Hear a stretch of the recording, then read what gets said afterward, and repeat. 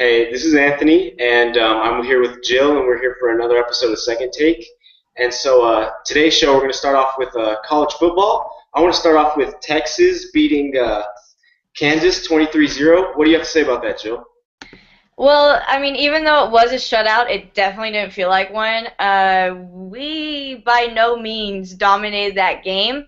Honestly, at some points it kind of felt like we were losing, even though they never scored. But it wasn't a strong game. And a big red flag was, Kansas was throwing the deep ball, and we weren't handling that as well as we should have. And this weekend we have number 7 Baylor coming up. And everyone knows Baylor loves the deep ball. Bryce Petty loves to throw that thing downfield and have someone catch it. And our DBs are going to need to be ready for that. Our DBs did have a good game. Duke Thomas had 3 interceptions. One of them was negated or something by penalty, but regardless. Jordan Hicks had an interception. Defense is looking good. Offense, not so much. Actually, Baylor has a 6'9" defensive player, so that's going to be a hard matchup for whoever he's covering because he's kind of massive. And yeah, it's a win's a You win, guys so look it's better. nice. It's You nice, guys look better, though. So, I mean, a shutout is a shutout, and you guys made them fire their head coach. So, I mean, aren't you I happy mean, about that? you know, Charlie Weiss definitely not a great coach. I think his record at Kansas was 6-22. So, it's that kind of thing that you should probably like quit or get fired. Kansas hadn't beaten Texas since 1938, and I'm glad we kept it that way. Yes, a shutout is a shutout, but just watching that game, it didn't make me feel good about this game coming up. I'm a little worried, and to make matters worse, we had Brady Quinn commenting on the game, so that was kind of weird because Brady Well, Quinn, I know, where has he he's been? Brady Like, Quinn. He's Brady Quinn. His comments don't mean anything right now. So, exactly, but yes, we did win. Glad we're now 2-2. Whatever. Hopefully, we can find a way to beat Baylor. Charlie Strong had a press conference saying Baylor plays like a video game, and they do because you get on NCAA and you score 90 points a game. Well, Baylor does that in real life, and if we let this game get out of hand, it is just gonna go. It's just gonna fly away from us, and we don't stand a chance. So I have faith that we can give them some competition. It really just depends how the offense is looking. Special teams were a lot better against Kansas than they were against UCLA. So fingers yeah, let's crossed, horns up. let's hope your DBs can play as well as they did against Baylor because you're right, Baylor does score like a video game, so that's going to be hard to pull off. But I'm going to go for you guys. Good luck, Texas. So, Thank you. all right, a few of the next games are UCLA beat ASU 62-27. That was a big margin. UCLA is showing they're still a contender. I can see. Do you have anything to say about that game? Well, we just did play UCLA, so we didn't get crushed like that, but UCLA is good, and I mean, you're looking at the top 25 now, and it's just kind of weird. The teams you're seeing that are top-ranked teams now, it's a little weird. I'm pretty sure like 4 out of the top 5 teams didn't play this weekend.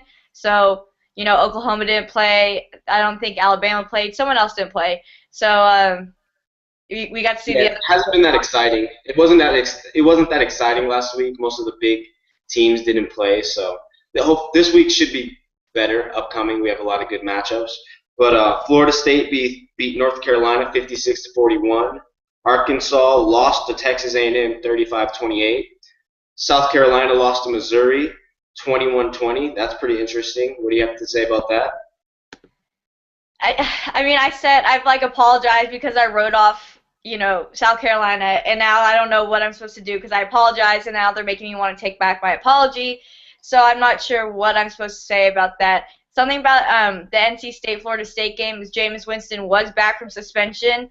They struggled. They definitely struggled. They by no means had that game under control. So that's kind of rocky for the number 1 team in the country. And the Arkansas A&M game went to overtime. I was really hoping Arkansas would pull that one off. Really hoping, but I Uh, can't even lie. Kenny Hill knows what he's doing, and he's doing a he very good does. job. He does. But switching from college football, let's switch to pro football. And I'd like to start by saying the Cowboys demolished the Saints 38-17. And I'm going to say the Cowboys do look pretty good this year. So what do you have to say about that, Joe? All right, Cowboys do not look good this year. Let's just put that down real quick. The Saints just look awful this year, and I love the Saints. I always have. I'm not a Saints fan, but I'll say I'm a Saints supporter. I am an Eagles fan, and I stick to that.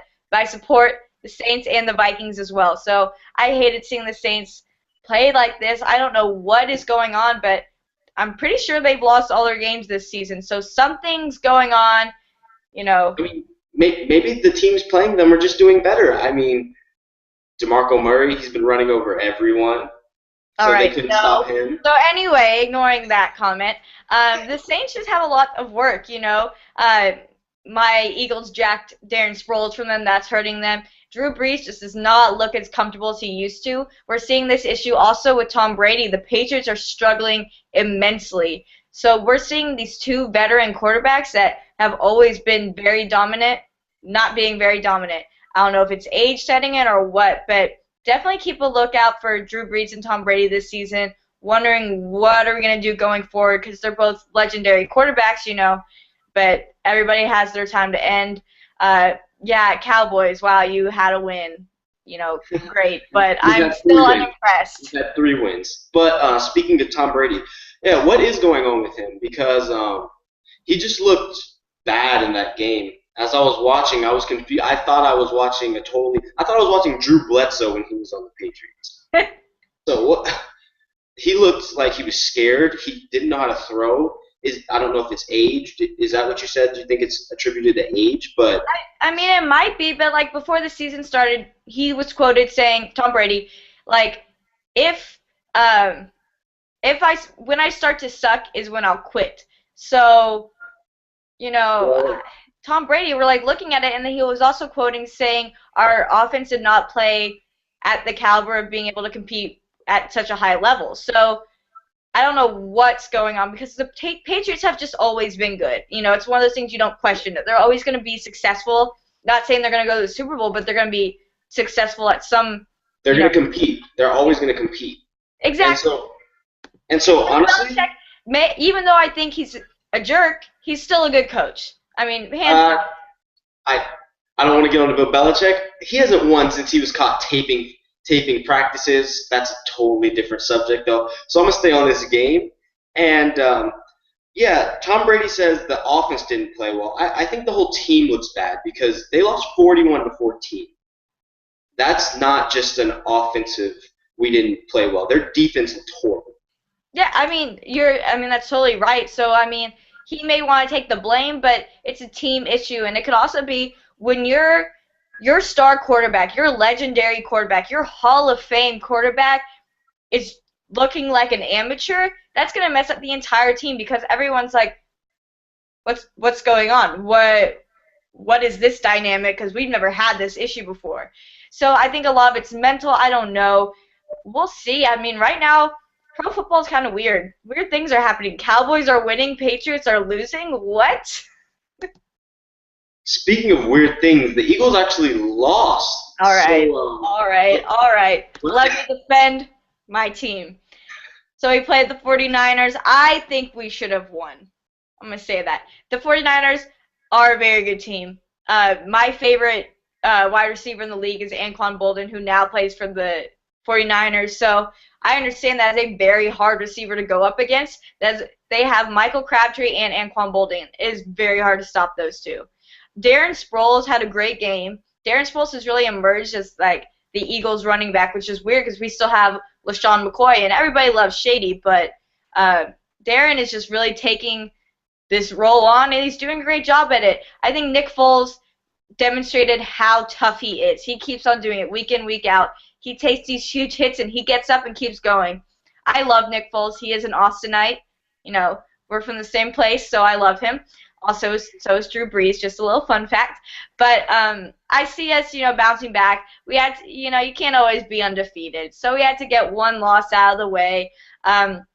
Still top of the division, so we're not sweating it because Tied for top of the division. I'm going to correct you. Tied for top of the division. Cowboys are not even like in question because Anthony thinks the Cowboys are going to be top of the division, but that's just not going to happen. Because Eagles, this is our time. We deserve this. We deserve to finally be good because we've had so many years of, oh, we're going to be good this year, and we suck. So this is the year. Don't take this away from me. Jeremy Maclin did a great job, so I'm proud. I have to agree with you. The Eagles, it was their one loss. They should have won, but I don't know if it's their time. I think we're getting a little overboard with that. But on to more football scores. The Lions beat the Jets. Geno needs to be gone. Do you agree? I have personal bias against Geno Smith since we played him while he was at West Virginia. And he's said mean things to our fans. So, yes, Geno, please leave. I love Mike Vick, so I would love to see Mike Vick get to play a little bit more because we know his career is coming to an end. And the Vikings won, so that's a surprise too. The Vikings won 41-28. You want to elaborate on that?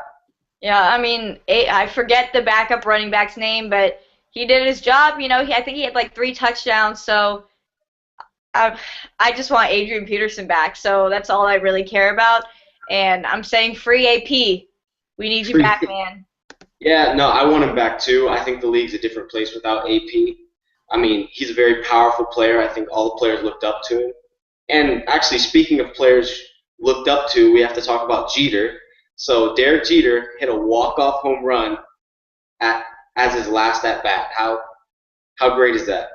You know, it was literally like as a fairy tale ending for him. You know, his last game at Yankee Stadium, and it just worked, and it was great. You know, he had that walk-off hit. Yankees ended up winning. It was really emotional. I'm still emotional about it.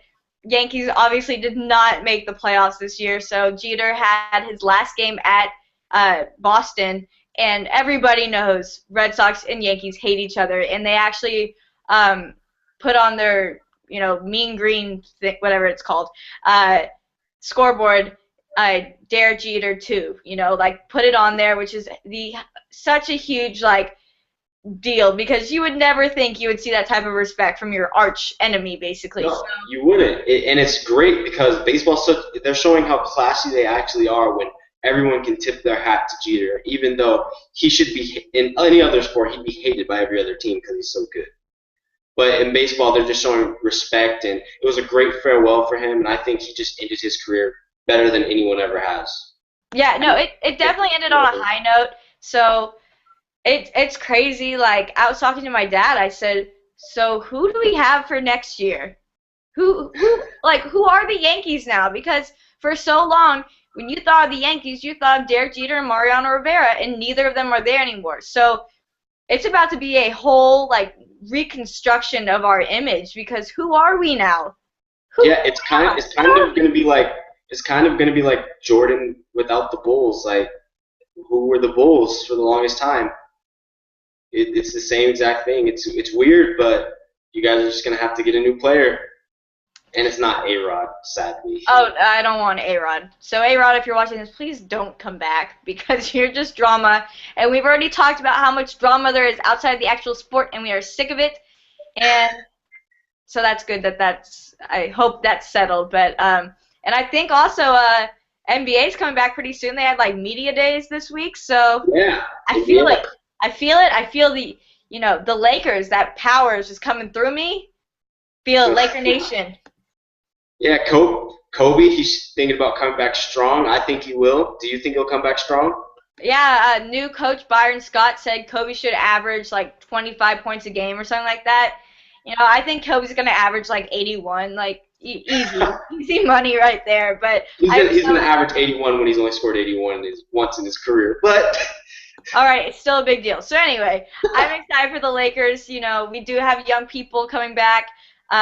Swaggy P is back, and that's Nick Young, people who don't know. And Kobe's pretty confident. Now I'm confident. If Kobe's confident, I'm confident. As long as he stays healthy, how can you beat the Lakers? We're the Lakers. You can't stop us. And know what? I actually think the Lakers have a pretty good team. I mean, they're not elite like they were when they were winning 3 rings and 2 rings in a row, but they do have a pretty good team. They have people surrounding Kobe. They have Lynn at point guard. They have, oh my God, I went on a blank. I forgot his name. Jordan Hill. They have Jordan Hill coming off the bench. They got Boozer. I don't know how he's going to do, but he's still a contributor. He can help relieve the scoring off Kobe and Swaggy P. So we have a bunch of people. Well, the Lakers have a bunch of people. Oh, he threw in a wee. Yeah, and I also saw that LeBron is having back pain while he's at Cavs camp. So also, I think his hairline went back again. So there's a lot of weird stuff happening with LeBron. I don't know what's going on. And I don't know about you, but he looks kind of weak now. He looked shorter and smaller to me when I saw him. And well, him and Carmelo both went on this like insane paleo diet where they lost a ton of weight to slim down. But yeah, I saw a picture of him. I was like, oh, he like looks almost unhealthy because we're so used to seeing him so much bigger. While as Melo, I always thought Melo was a little chubby, so I think he looks better now. But yeah, exactly.